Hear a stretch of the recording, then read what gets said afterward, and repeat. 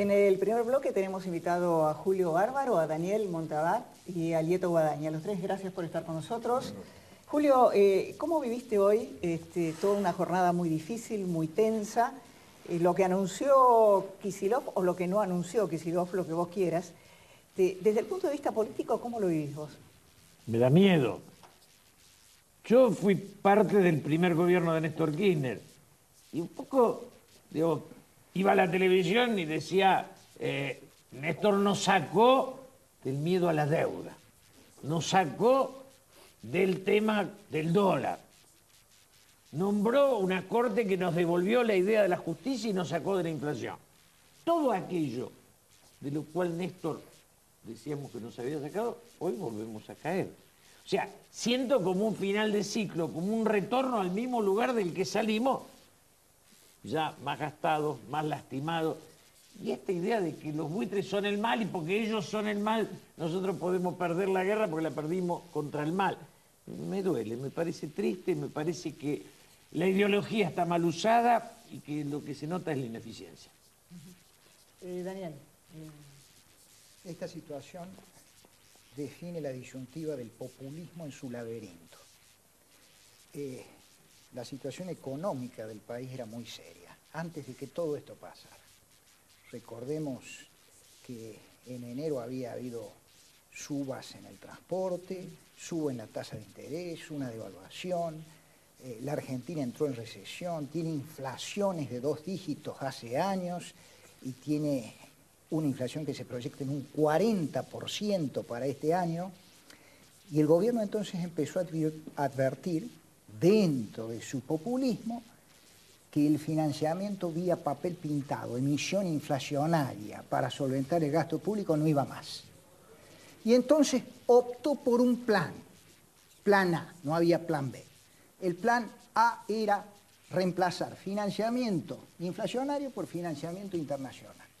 Y en función de eso arregló algunos juicios en el SEAD, y en función de eso hizo arreglos con Repsol, en función de eso hizo arreglos con el Club de París, y en función de eso todos creímos de que cuando se produjo esta situación especial con los fondos buitres, iba a terminar llegando un arreglo.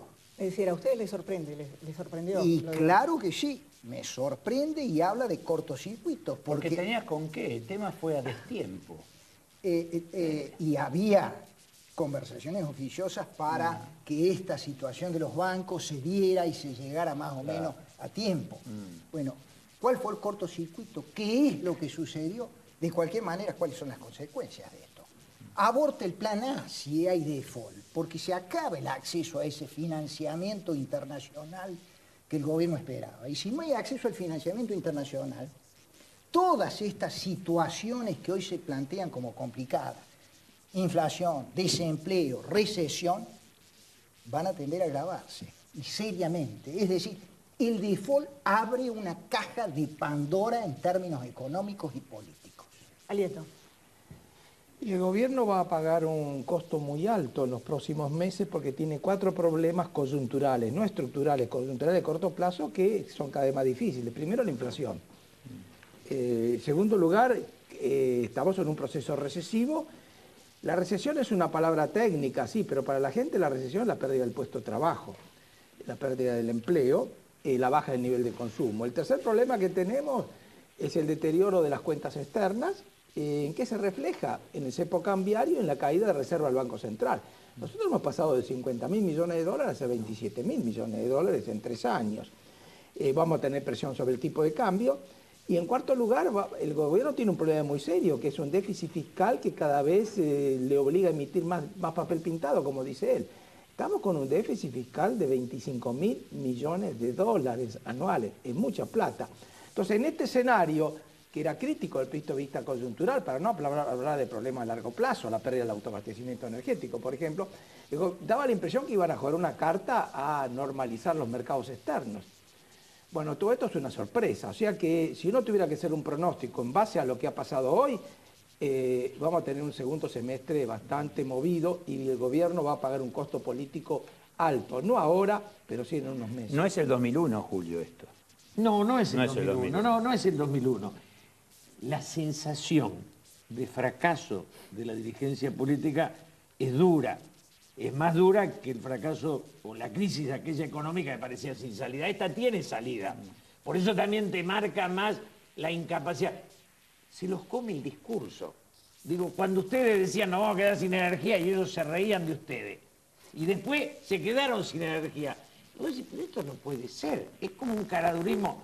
Bueno, me parece que la debilidad de la política argentina se nos cae encima. O nos enamoramos de la política o la política nos lleva puesto.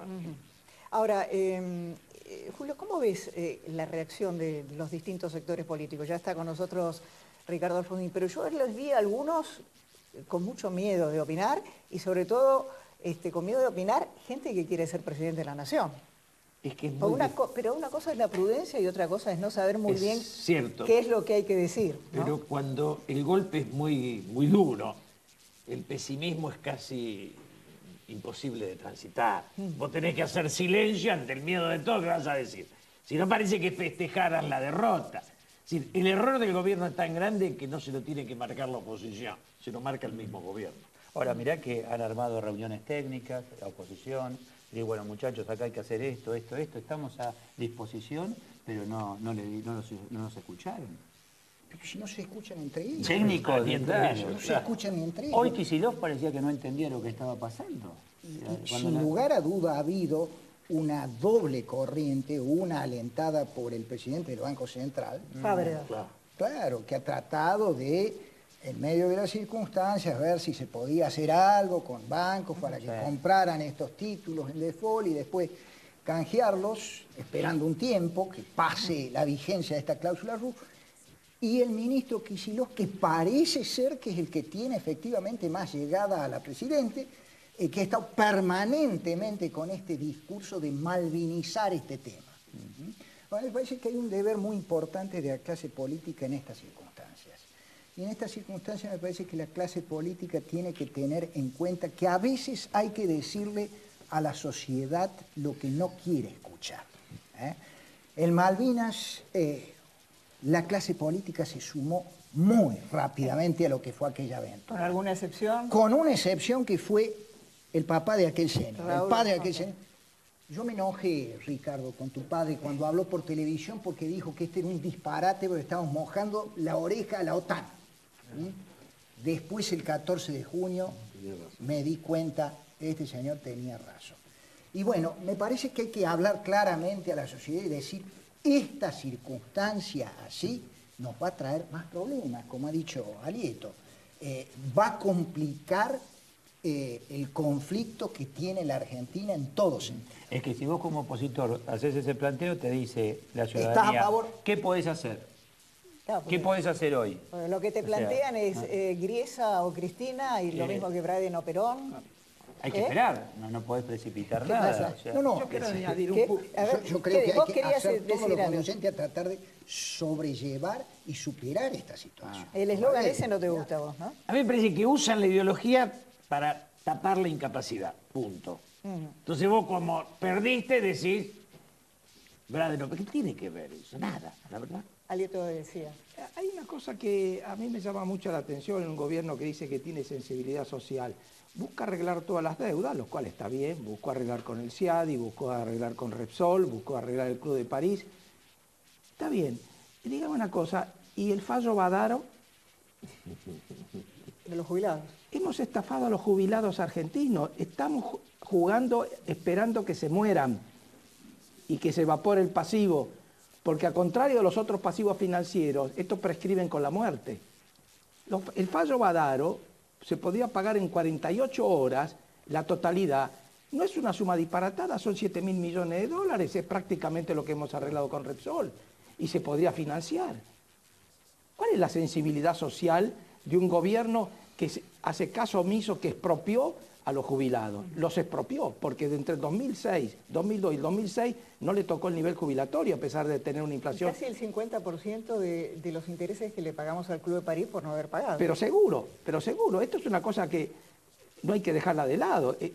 El nuevo gobierno va a tener que afrontar todos estos pasivos externos, que son obvios porque hay abogados que lo van a puntualizar, pero también el pasivo interno con su propia clase retirada, sobre todo los mayores. Eso es un tema muy importante, ¿no? Usted dice, a ver, asignación universal por hijo, muy bien, pero calidad de vida del jubilado. Pero escúcheme una cosa, los han estafado, los hemos estafado. Les negamos los reajustes jubilatorios de acuerdo a la inflación, porque todos los reajustes eran abajo de 1.000 pesos. Fue una estafa. Pero además, a mí me Una parece que expropiación. lo peor que nos pasa es que la soberbia del gobierno llevó al desprecio a todas las demás posiciones. Con lo cual, frente al fracaso, porque si hubiera sido la nación, la dirigencia, Claro. la que se equivoca, ahora la soberbia lo lleva a poner a estos jóvenes que tienen más ideología que experiencia, porque la ideología no cubre el vacío del saber. Sí, al contrario, a veces lo exagera. Entonces me parece que en el caso de ellos, si hubieran convocado, juntos hubiéramos vivido el acierto o la derrota. Pero la soberbia los lleva a querer quedarse con el triunfo y también a hacerse cargo del terrible fracaso. Porque van a construir un discurso épico, es decir, hoy cuando lo escuchaba Kicillof era como un Y hay que discurso... tener cuidado con prenderse en esos discursos épicos, porque después viene junio 14 en Malvinas. Yo creo que el deber de la clase política, tomando lo que dice Julio, es terminar con este amigo enemigo. Los exsecretarios de Energía esto lo aprendimos. Dialogar y construir mínimos consensos en torno a una situación que es difícil y que este default va a volver mucho más complicada. A los tres muchísimas gracias. Ya continuamos.